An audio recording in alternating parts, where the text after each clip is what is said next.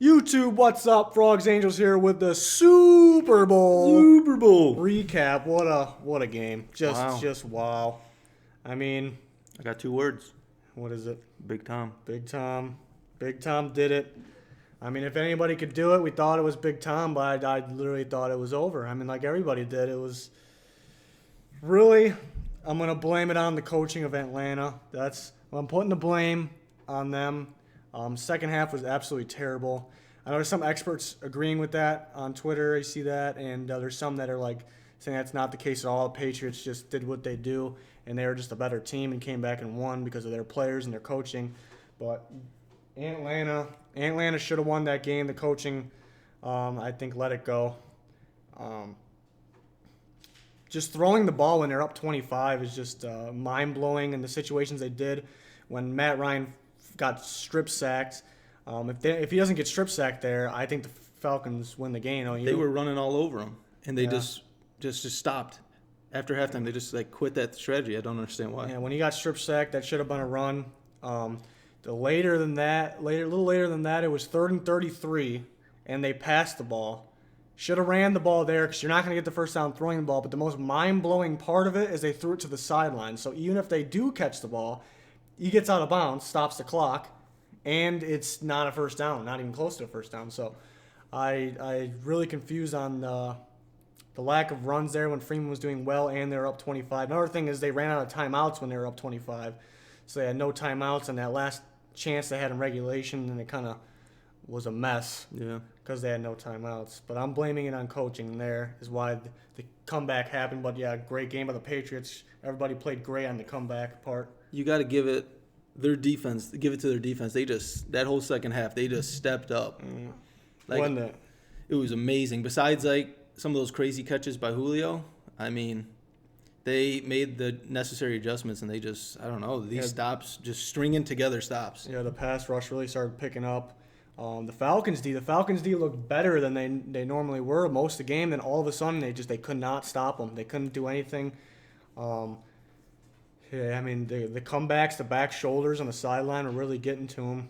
It's really, it is hard to cover, but especially against Tom Brady. But they really couldn't stop them. Hell of a game by Deion Jones, a rookie linebacker though on the Falcons, and Grady Jarrett, another young guy. So they have some young potential on their defense, but. Pretty disappointing. You know, one name I didn't hear the whole entire Super Bowl was Vic Beasley. Not once. Yeah, that was my that could have been an MVP. I knew he had no chance of winning was Marcus Cannon, who blocked him the whole game.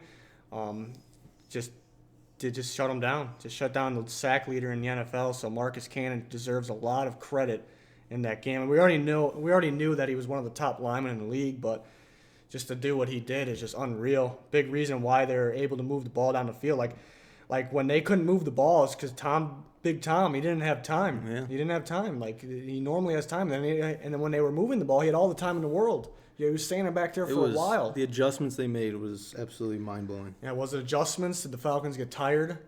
I don't know. The Falcons' offensive line looked like they were falling apart. Yeah, in the beginning it was very good, and that bad hold on Matthews, who was probably their best lineman, that was so unnecessary. That's the definition of an unnecessary hold. The defensive lineman was on his knees when he started wrapping him. It was just so unnecessary, and I think people are like, why would he just grab him there? I think it's just that's a lineman's instinct, is just to grab sometimes, and there's holding on every play, but that one was just unnecessary and costed them. I mainly blame them. I'm not going to blame the guy for one play, but that was big. It pulled him out of field goal range. But I think the coaching on the Falcons side was the main thing. Yeah, it's the play calling. People are saying the play calling, so it's the offense coordinator, Shanahan, and so nobody's really blaming Dan Quinn, but it's his team. He's a great coach, but in that moment, I think it's his team. He's got to take control. He can't let stuff like that happen, so I'm going to blame him a lot too. Very disappointing. I'm not like a Falcons fan in any way, but I feel bad for Falcons fans. I feel bad for the team. Matt Ryan played a good game. Played an awesome game. Julio Jones, so I kind of feel bad. It was just crazy. The whole game was crazy. Obviously, Tom Brady MVP. Like I said, Marcus Cannon could have won it. I know there was really no chance of Lyman winning it, but other guys like James White has to be an option. Those receptions. Yeah. 14 receptions. Some kind of record. 14 receptions, and the game-winning touchdown, which did he get in? He was in. He was in. There had to be a review. We didn't hear about a review, but that was kind of driving me nuts. Like, there has to be a review. The confetti was already down. Like, Yeah. what are they going to do if say he gets called back? And Tom Brady was kind of like waiting for the review, but I don't know. I'm really concerned about that because even though I think he was probably in, like, if there's no review at all, there's something's wrong there. And I also saw a bad hold on the play. The Patriots would have scored anyways, but stuff like that, the refs miss or don't review it kind of drives me nuts a little bit. Because I thought every scoring play is reviewed. Yeah, they had to review it. We just didn't hear anything about it. But yeah, I mean, other than that, yeah, I think the officiating was pretty. It was good. It was consistent. Pretty solid. I mean, what did we say going into this game? We said like the better pass rush was going to win. Yeah. First it was the Falcons, and then it was the. So Patriots. as you can literally see as the pass rush switched, that momentum changed. The whole entire team's momentum just swung.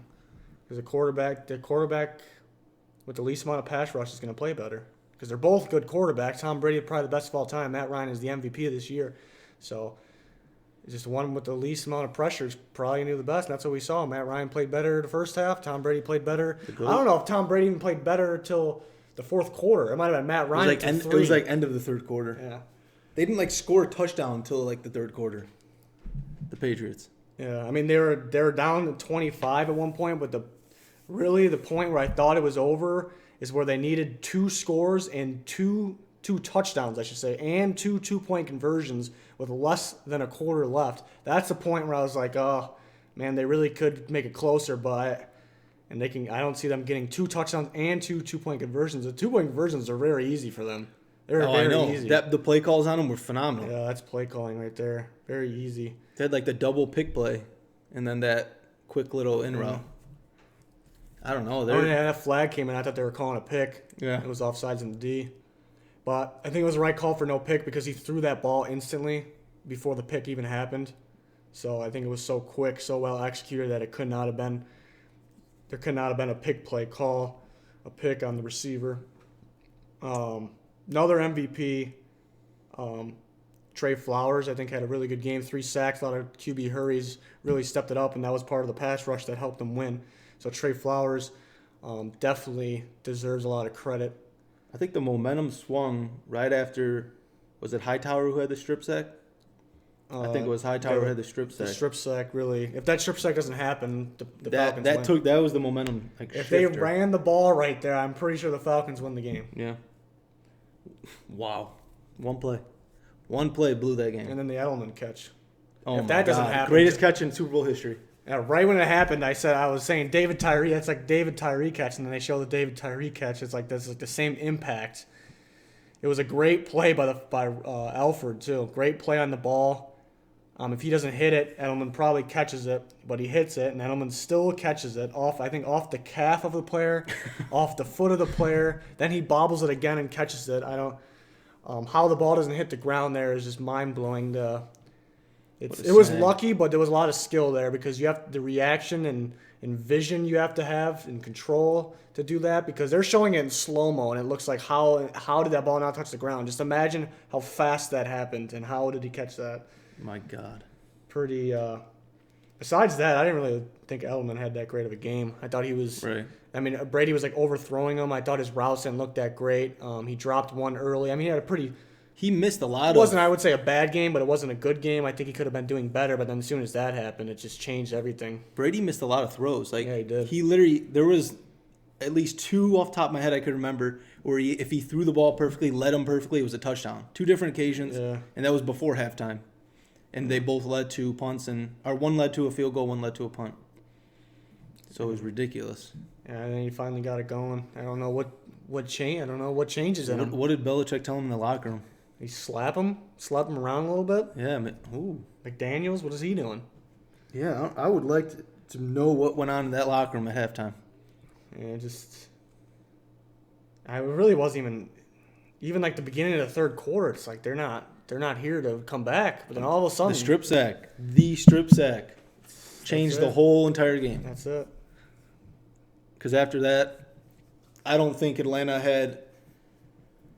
Their only good drive after that was the one that Julio had that crazy catch on the sideline. Yeah. That was the only drive where they made some that. movement, and they got 0 points off that drive. The holding call and the play calling on that. I mean, Matt Ryan, back to the strip sack, he does have to get rid of that ball. He knows he should know he has to get rid of that ball, but I don't think they should have put him in the position in the first place. But it's just, besides that play, Matt Ryan played a great game. I know he had a perfect passer rating at one point. It's just, I feel bad for him. I feel bad. He's a victim of Big Tom. Yeah. Big Tom and the boys. Big Tom and the Pats. Greatest player of all time. Is Brady the greatest player of all time? Yes. He's the greatest Patriot along with George Washington and Abraham Lincoln. Yeah. Greatest Patriots of all time. What about Thomas Jefferson? Don't sleep on him. Yeah, no, he's a sleeper. But there's no question he's the greatest Patriot of all time. Is he the best player of all time? He definitely might be. What about that one? What about Big Benjamin Franklin? Yeah. Can't sleep on him either. Yeah. Wow. He's the GOAT. True GOAT. What a halftime show. Oh my! Let's talk. Let's talk about the halftime show. Going into the halftime show, we had some predictions. We had some rumors, some conspiracy surrounding the man, the myth, the legend, Lady Gaga. I don't know. I heard a story somewhere. She was born a man.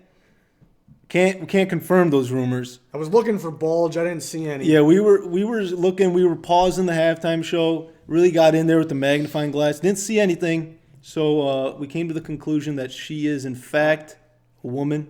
I mean, unless she was a man who had her parts removed. Unless somebody else listening to this they saw something, let us know. I didn't see any bulge or plum smuggling, but what? Plum smuggling? What does that even mean? It's like the opposite of camel toe. Like, okay. No plum smugglers. Let's talk about that jump into the stadium. Yeah, I mean, great form. Great form. That catch too. A lot of practice. Or did she just raw dog it? Was there no practicing? What? What are these terms? Yeah, what are these terms right now? Did she just wing that or what? The jump? Everything. There had to be some kind of practice. There was practice. Or is she some type of wizard? He or she? I don't even know anymore. Well, that's enough nonsense for today. Yeah. Another thing I want to bring to everybody's attention, we got Clyde Frog. He's streaming on Twitch lately, mainly NBA 2K and Rocket League. I'm sure he's got more games planned, but join in for that. He really interacts with the fans, really a fun time. Right. Funny guy. Fans love him. Fan favorite. And it's not just him. Some of us might be involved in the streams. So I'll leave a link in the description, and please check that out. He should be streaming tonight. Tries to do it as much as he can. And that'll do it for us today. Goodbye. Deuces.